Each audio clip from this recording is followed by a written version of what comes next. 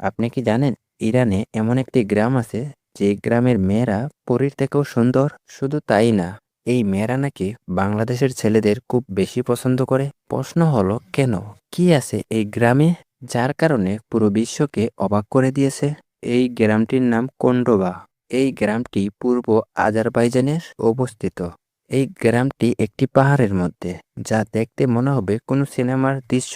এখানের গড়গুলা তৈরি হয়েছে আগ্নেয়গিরির পাথর কেটে। এখানের গড়গুলা দেখতে গুহার মতো মনে হয়। যারা বাইরে থেকে এই জায়গায় ঘুরতে যায় তারা দেখে প্রথমে বিশ্বাসই করতে পারে না এই জায়গায় মানুষ থাকে। এই জায়গার প্রত্যেকটা গড়ই আলাদা আলাদা, কোনোটা ছোট, কোনোটা লম্বা, কোনোটা আবার পাহাড়ের ভিতরে কাটা। এখানের আবহাওয়া খুবই ঠান্ডা, যার কারণে খুবই শান্তশিষ্ট ও নীরব এলাকা। সবচেয়ে অবাক করার বিষয় হলো এই গ্রামের মেয়েরা অনেক সুন্দর। অনেক দূর দূরান্ত থেকে মানুষ শুধু এই গ্রামের মেয়েদেরকে দেখতে যায়। কেউ কেউ আবার বলে এই গ্রামের মেয়েদের হাসি নাকি পুরো দিনটাই বদলে দেয়। এখানকার মানুষ খুবই পরিশ্রমী। এখানকার বেশিরভাগ ঘরই হচ্ছে মাটির বা পাথরের তৈরি। অনেকে আবার এখন পাকা ঘর তৈরি করেছে। এই গ্রামের মানুষরা বেশি পশুপালন করে থাকে। বকরি, ভেড়া, ছাগল, গরু, এমনকি ঘোড়া সহ। সকালে এখানকার পুরুষরা সব ভেড়াকে নিয়ে পাহাড়ের ডালে চলে যায় ঘাস খাওয়াতে। এমনকি এখানকার মেয়েরাও পিছিয়ে নেই, তারাও সাথে যায়, দুধ কিরায়।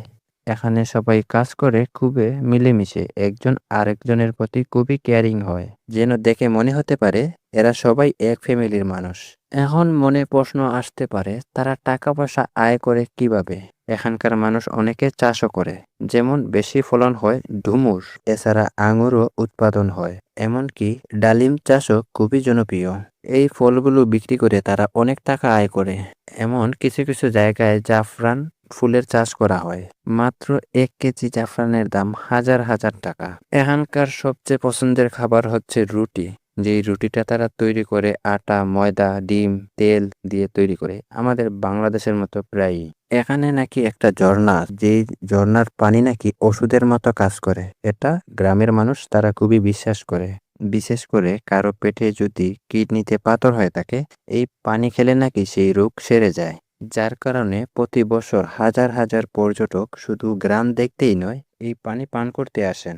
এই গ্রামের মানুষ খুবই শান্তশিষ্ট, যেমন সুন্দর তেমন রূপবতী, গুণবতী, আত্মীয়পরায়ণ।